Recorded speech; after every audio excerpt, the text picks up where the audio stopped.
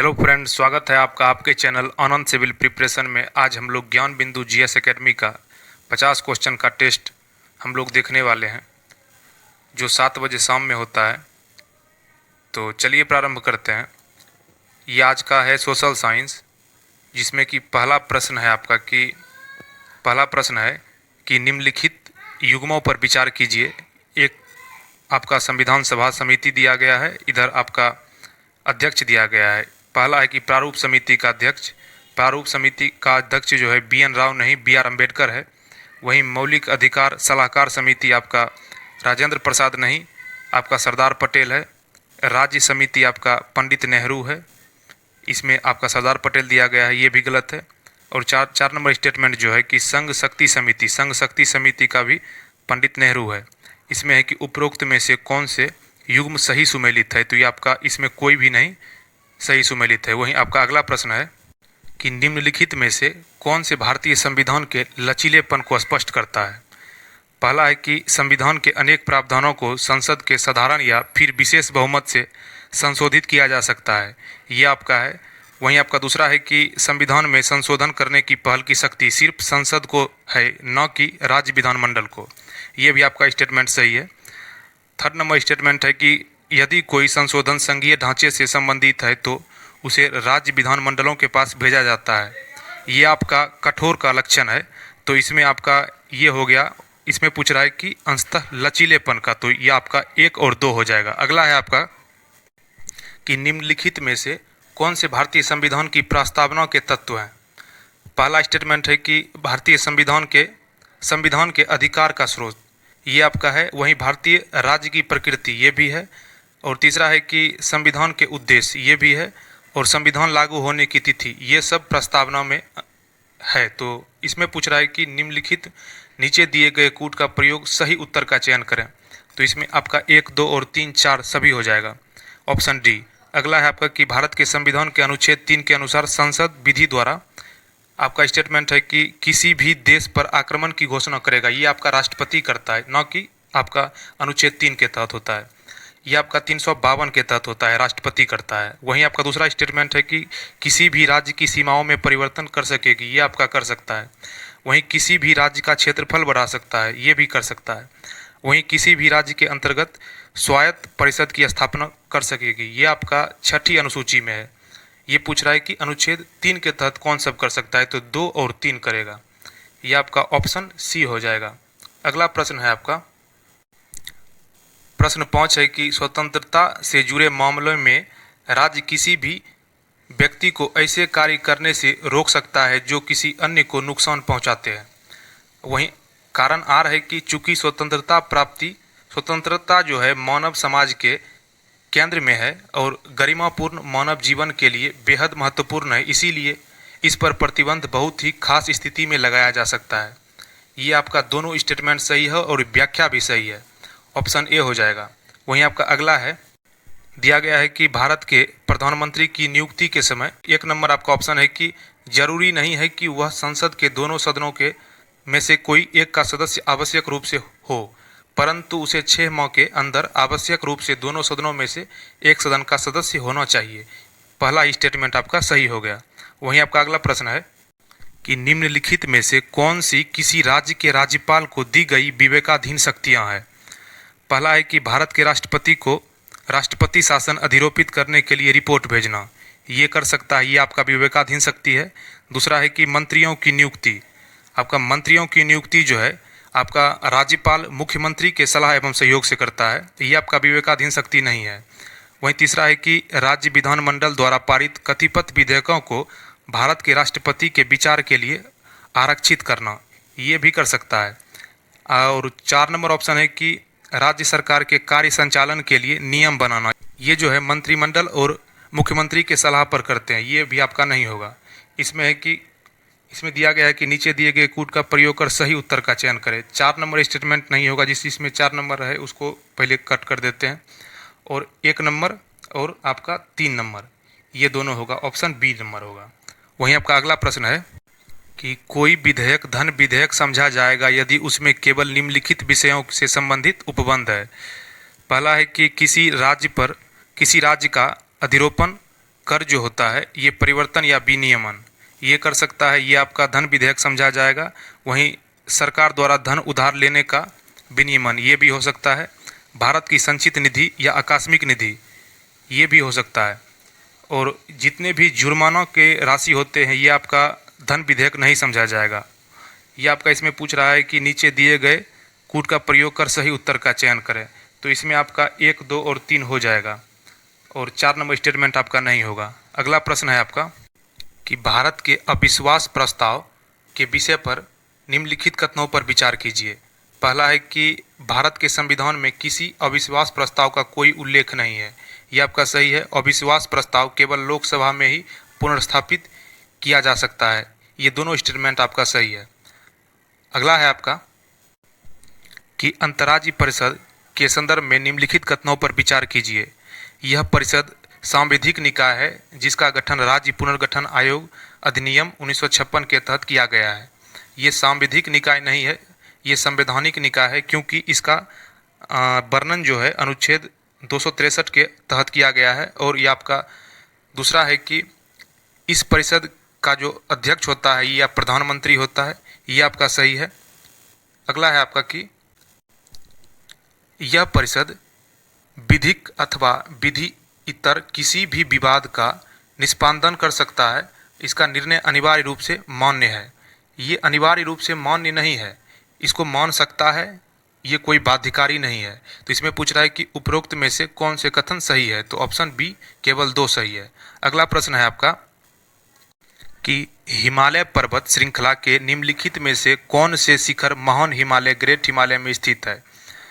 Mount Everest स्थित है, धौलागिरी स्थित है और नामचा वर्मा स्थित है, नंदा देवी स्थित है, लेकिन केटू स्थित नहीं है। क्योंकि केटू आपका जो है ट्रांस हिमालय का भाग है। जिसमें आपका 2 होगा वो तो ऑप्शन होगा नहीं, ये भी नहीं होगा, ऑप्शन सी हो जाएगा 1, 3, 4, 5। अगला है आपका निम्नलिखित में से कौन सा कथन अरब सागर के द्वीपों के संबंध में सही नहीं है। अरब सागर के द्वीपों का निर्माण मूंगे से हुआ है और ये मूंगे से घिरे हुए हैं, ये सही है। और न्यूमूर द्वीप जो है ये आपका लोथियन द्वीप और ये अरब सागर में स्थित है, लेकिन ये अरब सागर में स्थित नहीं है क्योंकि ये आपका बंगाल की खाड़ी में स्थित है। यही ऑप्शन नहीं होगा क्योंकि इसमें पूछ रहा है कि कौन सा सही नहीं है। अगला प्रश्न है आपका निम्नलिखित कथनों पर विचार कीजिए। पहला है कि पटकाई बुम हिमालय पर्वत प्रणाली का हिस्सा नहीं है, ये आपका गलत है। दूसरा है कि मणिपुर को मोलासिस बेसिन के रूप में भी जाना जाता है, मोलासिस बेसिन के रूप में मिजोरम को जाना जाता है। अगला है कि लुसाई पहाड़ी पूर्वांचल पर्वत श्रेणी का हिस्सा है, ये आपका सही है। अगला है कि फुमरी के लिए प्रसिद्ध लोकटक झील नागालैंड में स्थित है, नागालैंड में नहीं बल्कि ये आपका मणिपुर में स्थित है। और इसमें पूछ रहा है कि उपरोक्त में से कौन से कथन सही नहीं है, तो ये आपका ऑप्शन सिर्फ 3 सही है, बाकी सभी गलत है। 1, 2 और 4 गलत है। अगला प्रश्न है आपका कि दूध सागर जो जलप्रपात है ये आपका गोवा में स्थित है और मांडवी नदी पर स्थित है। एक का हो जाएगा 4, एक का 4 इसमें है, 2 जगह है, ये आपका सी और डी नहीं होगा।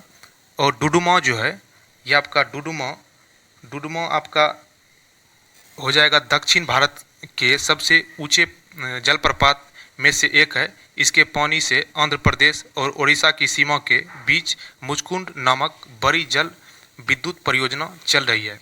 तो 2 का हो जाएगा 1, 2 का 1 मतलब बी का 1 हो जाएगा, तो ये आपका ऑप्शन बी हो जाएगा।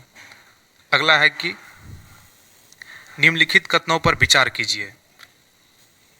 घाघर नदी का उद्गम स्थल जो है ये आपका चेमयुंगडुंग ग्लेशियर नहीं है। और ब्रह्मपुत्र नदी का जो उद्गम स्थल है ये आपका मेपचाचुंग ग्लेशियर नहीं है, ये आपका उल्टा दिया गया है, ये दोनों आपका नहीं होगा।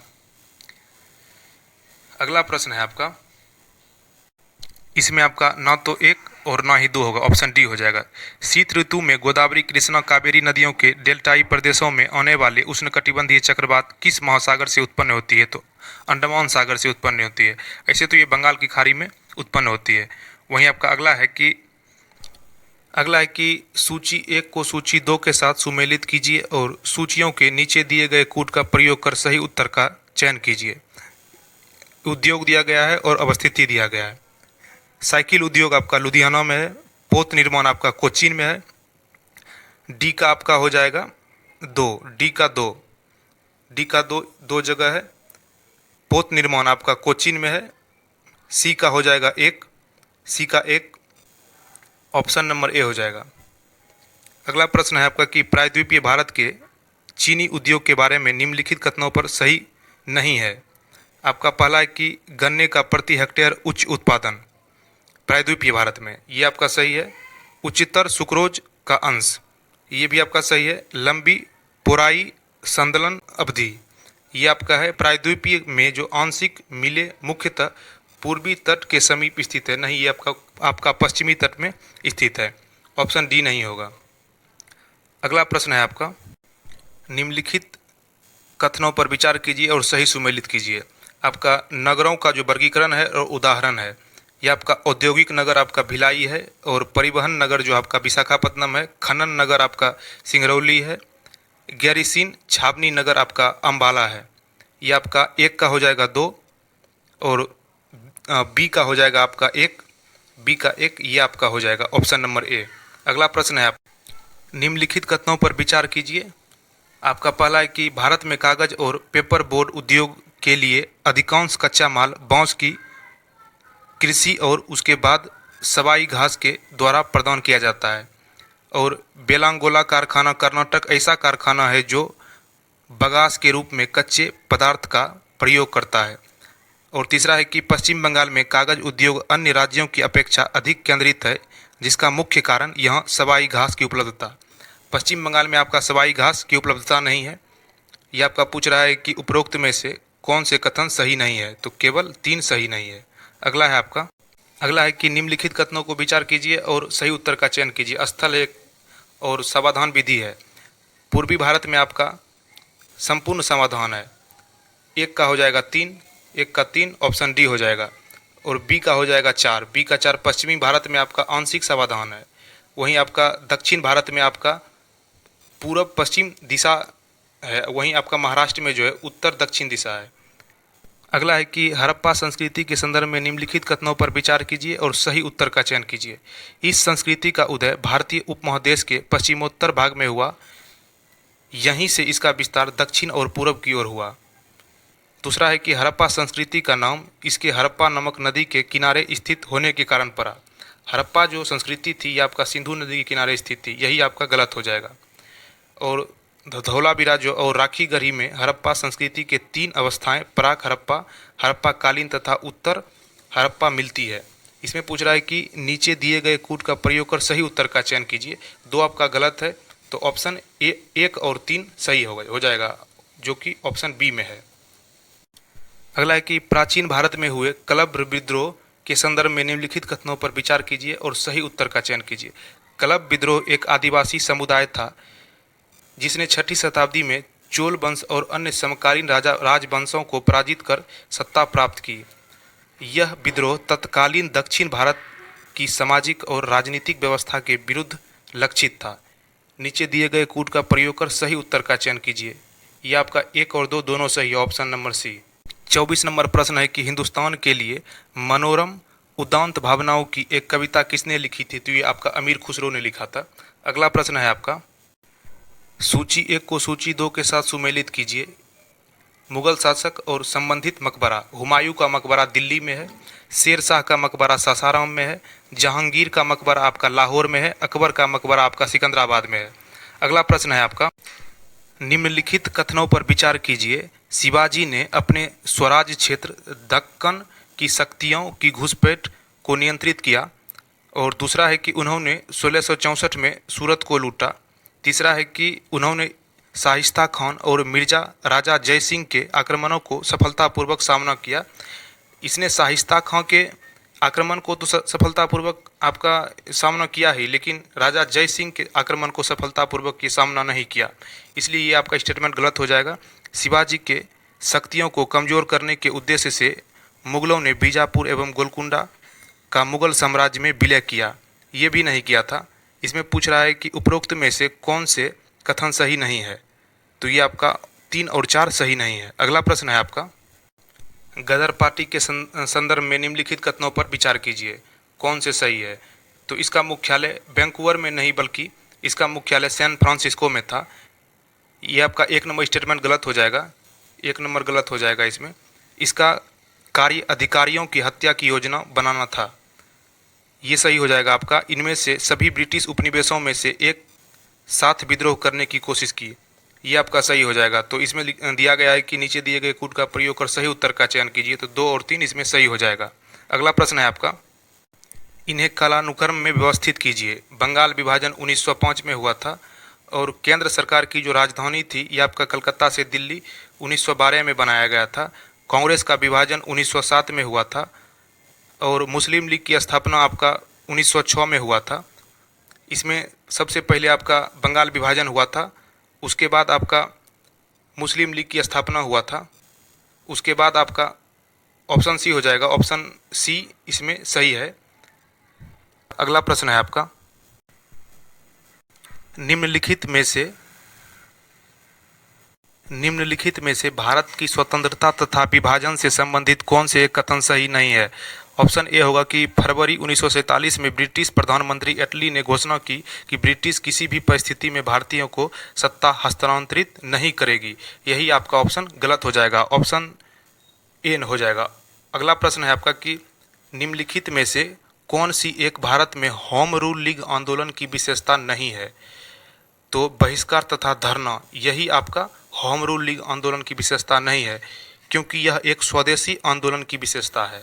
ये था आपका लास्ट प्रश्न। मिलते हैं एक नए टॉपिक के साथ और एक नए टेस्ट के साथ, तब तक के लिए धन्यवाद।